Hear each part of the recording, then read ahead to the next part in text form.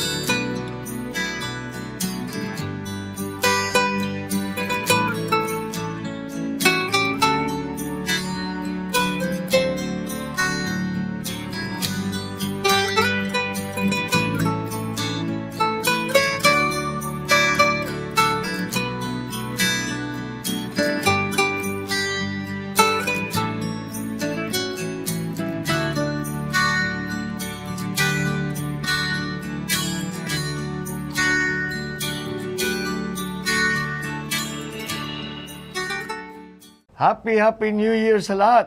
Manibong... Natetense ako sa iyo. Oy! Manibong!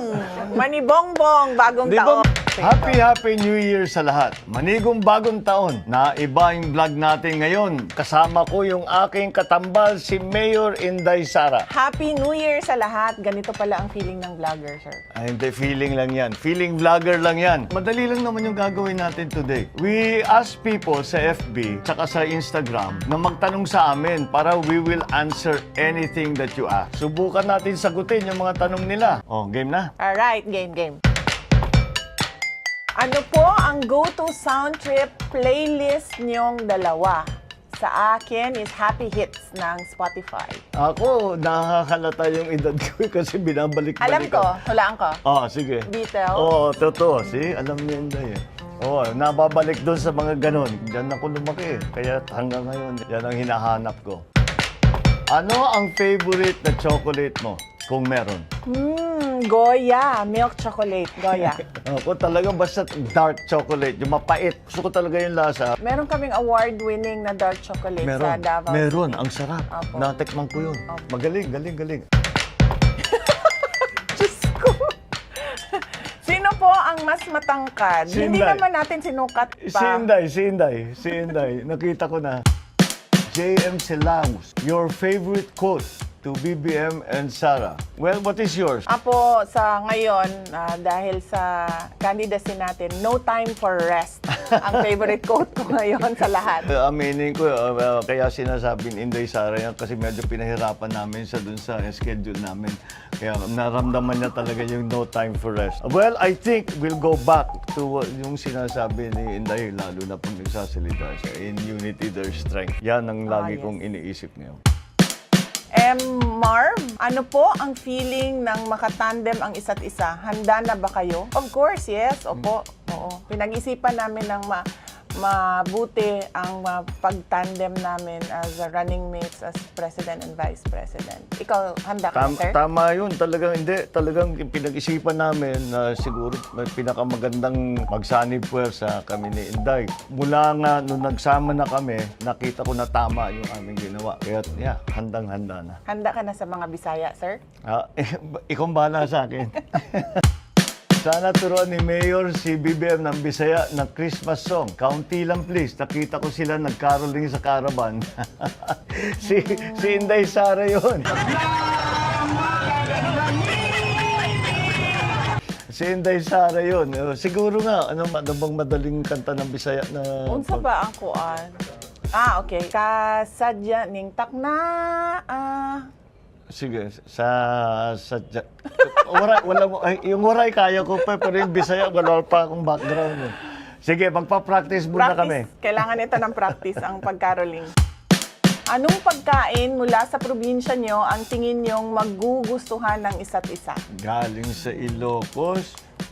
Bagnet. Lahat. Oh, yun na nga. Bagnet. Sasabihin ko, alam ko na, bagnet kaagad ang dahil nakita ko na gustuhan ni Inday Sara yung bagnet na dinadala sa kanya ni Senator Amy. Galing sa Davao City, sir. Ano? Alam nyo, meron kayong yung chicken na native. Sa Conchings ba ito? Parang yun. Oo, Parang sa yun. Conchings. Oo, sarap. Native chicken. Diba, hindi ko makalimutan yun. What are you most thankful for? Inday Sara. Family. And the love of the Filipino people for me and our family. To BBM and Inday Sara, what is your ideal family day? Please describe. O sa amin, we have dinner together and then movie night. Usually horror movies yun. Sa amin. Parang ganon din yung sa amin. We'll spend the day together. Usually, pagka halimbawa Sunday o holiday, kakain kami ng sabay. Kung medyo ginanahan kami, mag-dinner sa labas. Tapos babalik sa bahay, manood ng sine. Very, very similar yung amin ni Inday Sara. Jam Zay, can a teen who can't vote yet support any politician? Well, of course. Everybody can be involved in politics, even if kahit na hindi pa kayo bumoboto. And I suppose is to get involved. Ako, sir, ang kinalakihan ko sa bahay namin, hindi kami kasali sa politics. Talaga? Opo. Pero of course, sa question naman niya, pwede naman. Kung gusto nung teenager, yes, of course. Wala. Kami, naiba kami. Maliit pa kami. Naririnig-rinig na namin lahat. Sinasama na kami ng yung father ko at mother ko. Kung minsan nga, ginugulat ako ng father ko. Pag nakasama ako sa mga meeting nila, mga 14 years old pa lang ako, 15 years old. Biglang, what do you think? Sipin mo, nandun yung mga feminista. What do you think? Kasi nagkakagulat. Naiba siguro yung experience namin doon sa inyo. You're doing a lot of caravans po. Do you still have enough time to rest? Sana naman po, oo. Ano? Oo, dapat balanse. Yeah. Pero sa ngayon, no time for rest muna tayo. Konting-konting rest lang. Ganyan naman talaga ang kampanya. 24/7. Hindi ko pwedeng atrasan yung mga schedule namin dahil ang sipag nitong kasama ko eh. Kaya mahirap na mapahiya. Message to overseas voters? Sa dami ng suporta na binibigay nyo sa amin ni Mayor Inday, magandang-maganda ang mga ginagawa ninyo para tulungan kami. Magawa silang caravan, nagmi-meeting sila. I have nothing to say but thank you. Pagpatuloy natin to. And I think we will be successful dito sa ating gustong gawin. So maraming salamat.